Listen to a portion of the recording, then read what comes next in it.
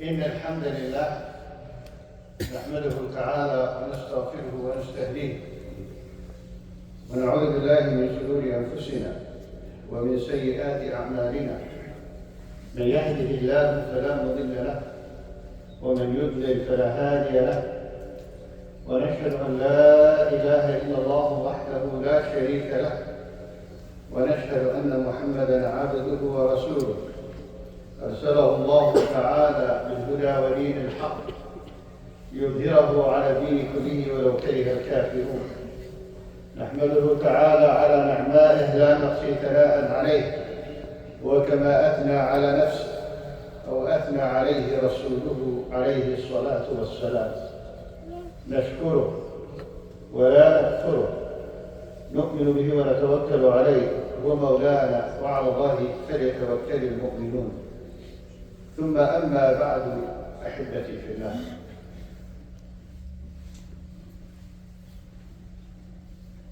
I was reading Surah Al-Imran yesterday, and then I stopped at this ayah and noticed a statement within the ayah that caught my attention. So I paused, read a few tafsir, kind of figure out the hikmah, the wisdom of mentioning this. This ayah explains the emotional feelings that the Sahaba had during the Battle of Badr. Now, let me just give you a brief background on the Battle of Badr. As we know, the Sahaba left Mecca,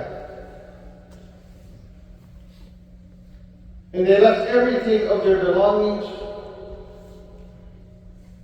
in Mecca. And the Meccans took over their property, their money. It was a great loss. But they favored al-akhirah over the dunya. They favored the hereafter after this life. So they were willing to sacrifice and forfeit all of their belongings and everything that they owe, so they could migrate to Medina and be with the Rasul sallallahu alaihi wasallam. But it was still hard on themselves. Many of them became overnight poor when they were rich. Some of them, they were so rich in Mecca that the perfume that they used to use would be smelled, the scent of it would last even after they leave. And they would know that so-and-so person with his perfume passed by from here. And then they reached the Medina and they had nothing. The Rasul had to create a different social structure of brotherly relationships between Al-Ansari and Muhajirin. So Al-Muhajirin, those who migrated from Mecca, can find some solace and some financial support, emotional support from their brothers in Medina. So the Rasul on the second year in Medina, decided that at least they can retrieve some of their property. There was a caravan that Abu Sufyan was heading, had a lot of goods in it for those who are in Mecca. By taking over this caravan, they can retrieve some of what belongs to them. Well, Allah Ta'ala intended something else. وَتَوَدُّونَ أَنَّ غَيْرَ ذَاتِ الشَّوْكَةِ تَكُونُ لَكُمْ. 313, 314 traveled with the Rasul sallallahu alaihi wasallam from Medina. 2 horses. They only have their private weapons. Carry on. They had no intent for a conflict or battle. It's just a caravan. Usually just has a handful of people protecting it. A sudden ambush to blew the deal. But Allah Ta'ala intended something else. ويريد الله أن يحق الحق بكلماته ويقطع الظالمين. He wanted to implement the truth. He wanted the truth to come out and to humiliate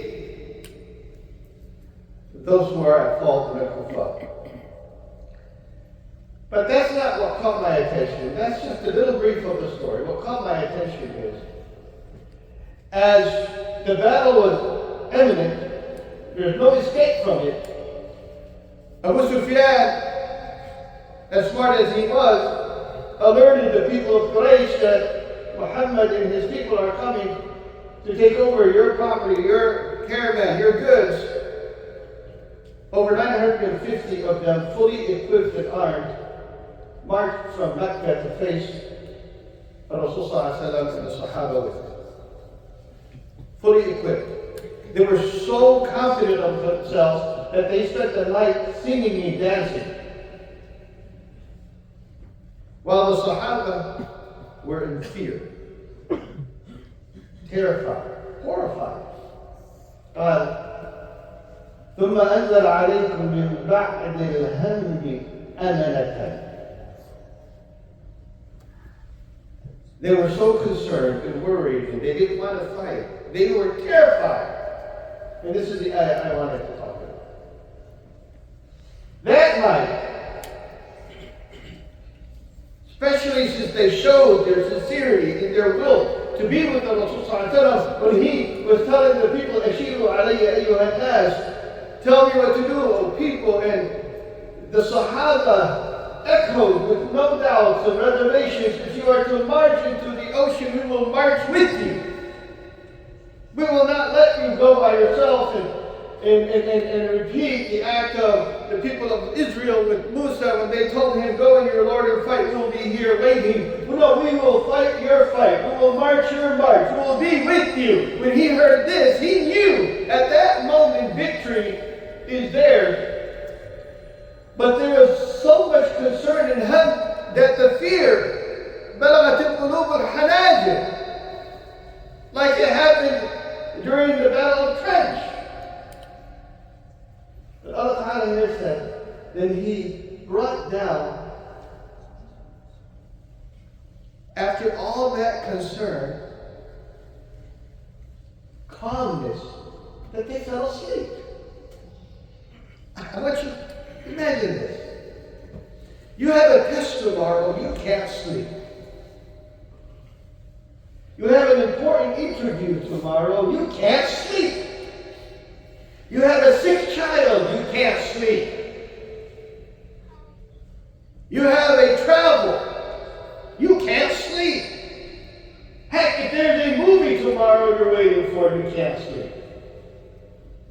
If your wife just gives you her bag, you can't sleep. If your child just didn't eat dinner, you can't sleep. There's 950 fighters waiting for them the next day to terminate them. They fell asleep. Now I say, they just fell asleep. Calmness. Divine calmness. Now there was a group, وَطَائِفَةٌ قَدْ أَهَمَّتْهُمْ أَنفُسُهُم. But there was a group, they were selfish, they were concerned about themselves. يَظُنُّونَ بِاللَّهِ غَيْرَ الْحَقِّ ظَنَّ الْجَاهِلِيَّةِ. They think of Allah subhanahu wa ta'ala so negatively. They say, لَوْ كَانَ لَنَا مِنَ الْأَمْرِ شَيْءٍ مَا قُتِلْنَا هَاهُنَا. The battle hasn't even started. And they're already saying, if we had a say-so here, we would not have been killed.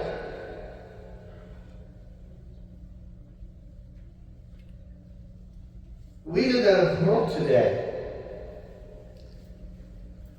where we're fooled by our own intelligence.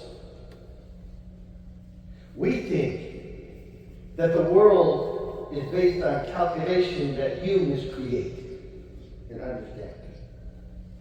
That it's just a simple mathematical equation. 1 + 1 = 2, brother. How hard is that? 313 or 14 unequipped. There was a group of them, like the majority of us. They said, oh, if you had to say so, we would not be here. We would have survived. We would not have been killed. They haven't even been killed yet. They haven't even been attacked yet.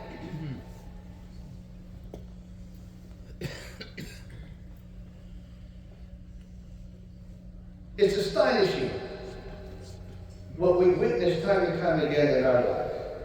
I remember back in the 70s, my brothers and sisters, no one gave the Afghans any kind of chance to defeat the Russians. In fact, the big bear was the Russians. They were considered the ultimate power of the world. And it took many decades. But they're no longer there while the Afghans are still standing on their feet. In fact, the whole Soviet Union collapsed.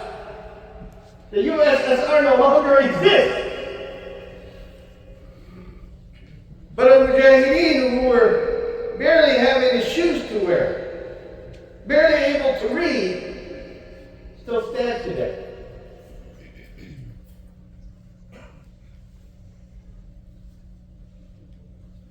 Now we see a small little group in Gaza.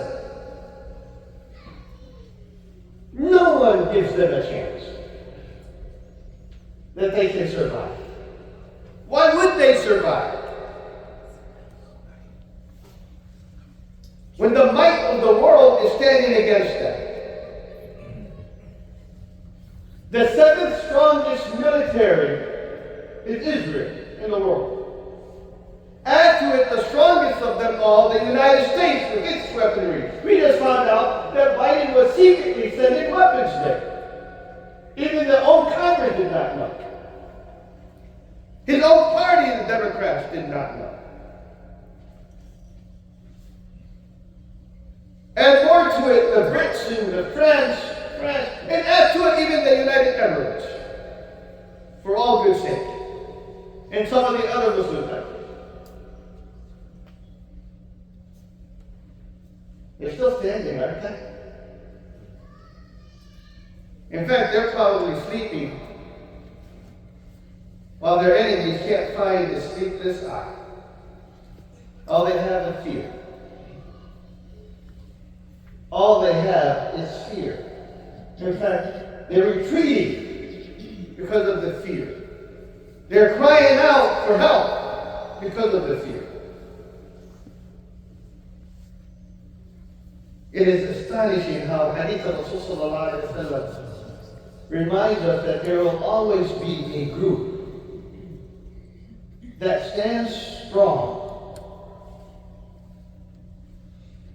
Nothing deters them. Not those who betray them, or those who are different from them. They will fight in the name of Allah Ta'ala until the day of judgment. لا يضرهم من خذلهم ولا من خالفهم حتى يأتي أمر الله.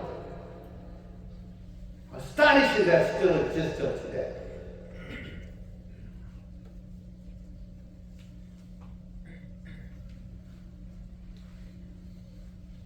This soothing feeling that one aches to reach in their lives. How amazing it can be attained by the people that are in the most dangerous places. Rasul says in the hadith, ضَمِنَ اللَّهُ لِمَنْ خَرَجَ فِي سَبِيلِهِ أَلَا يُصِيبُهُ لَا هَمٌّ وَلَا غَمٌّ وَلَا حَزَنٌ لَا هَمٌّ وَلَا غَمٌّ وَلَا حَزَنٌ. And Allah guarantees those who go out in His path, to strive in His path, to sacrifice themselves in His name, that they will never feel worry, fear, or concern. Three things that we can't escape from. Every day we are emotionally distressed. Every day. Every one of us, I can guarantee, is emotionally distressed.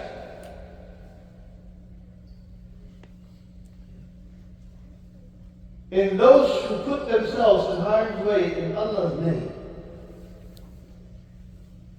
you'll find them the most happiest people of them all. They have no help. They have no gham. They have no khawf. They have no sadness. ولا حزن.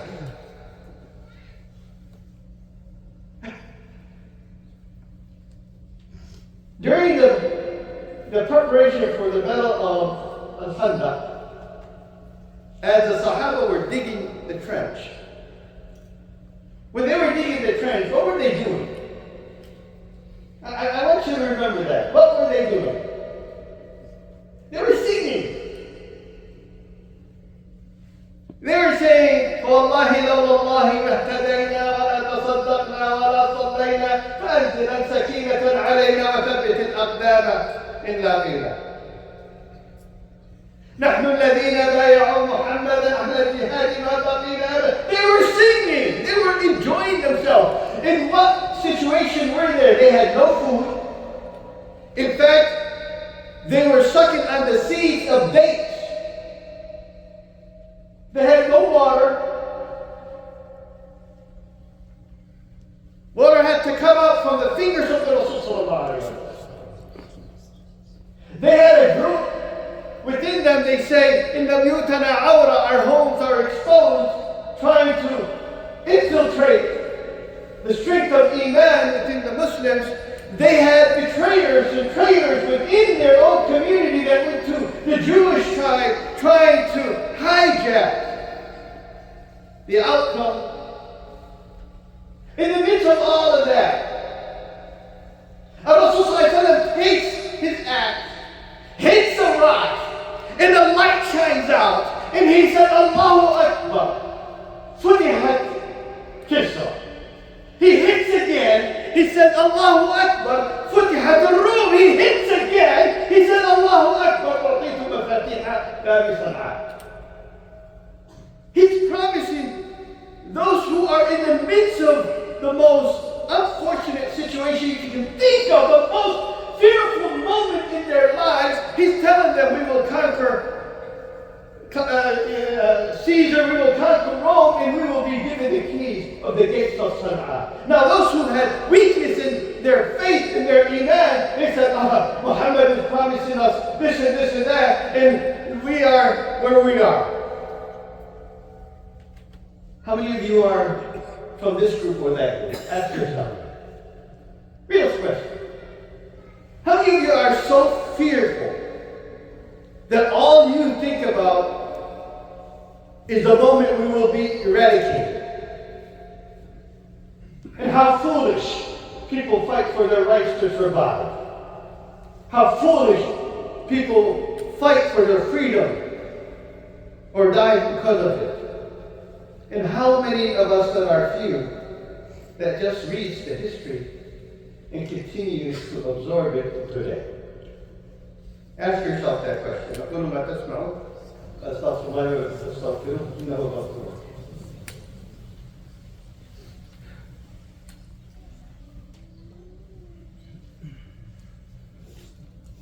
إن الحمد لله نحمده تعالى ونستغفره ونستهديه ونعوذ بالله من شرور أنفسنا ومن سيئات أعمالنا. من يهده الله فلا مضل له ومن يضلل فلا هادي له. ثم أما بعد.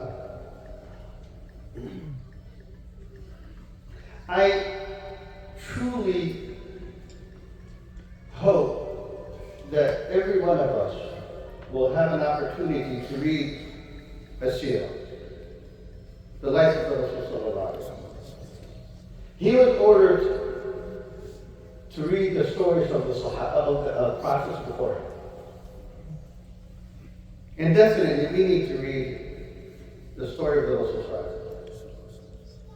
so you can understand the progress as well as the process of how things go, and when victory comes or not. But more importantly than when victory comes or not, more important than when victory comes or not, because the outcome is not what's important. It's the process that's more important. The outcome is in the hands of Allah Ta'ala. He'll give it to us when He wishes. But the process, that peace, tranquility, that the Rasul ﷺ had with the Sahaba, at moments of extreme danger. We all read about his migration. There was a group of young men, some say 40, were standing right outside his door. They had their swords in their hands to kill one man. And not one of them kills, all of them kill at the same moment in time. He walks out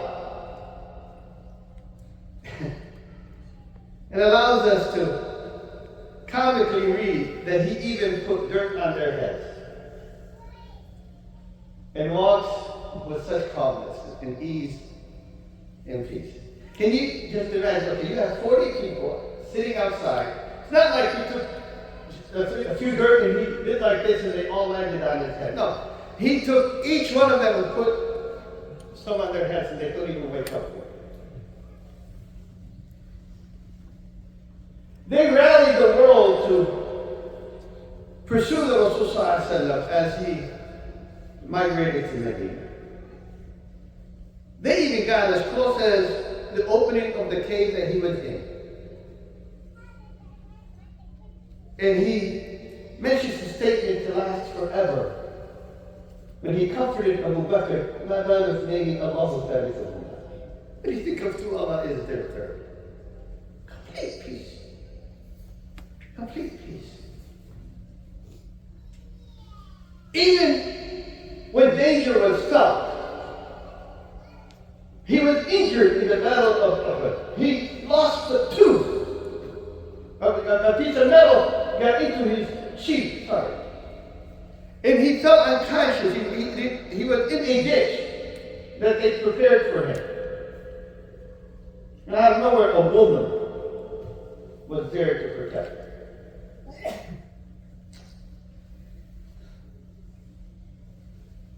Stories are endless, but we fall for the entrapment of the shaitan every time. I want you to walk out today for this khutbah and repeat this ayah in your life for this whole week. إنما ذلكم الشيطان يخوف أولياءه فلا تخافوهم وخافوني إن كنتم مؤمنين. I want you to repeat this time and time again, because our faith is constantly being attacked and at times shaken to its core. And for many of us, we don't even have enough of it to stand strong or to survive. إنما ذلكم الشيطان يخوف أولياءه فلا تخافوهم وخافوني إن كنتم مؤمنين. Indeed, that is the shaitan who brings the fear into his followers. Do not fear them and fear me. And Allah Ta'ala speaks about himself. If you're truly believers. If you're truly indeed believers. So repeat that. Indeed, that is the shaitan who puts the fear into the hearts of his followers. So he can have them be scared. فَلَا تَخَافُوهُ. Do not fear them. وَخَافُونِي. And fear me. He's the one that controls the fate of everyone. The word be is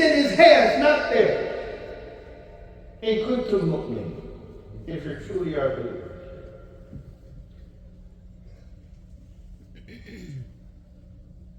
إنما ذلكم الشيطان يخوف أولياءه فلا تخافوهم وخافوني إن كنتم مؤمنين.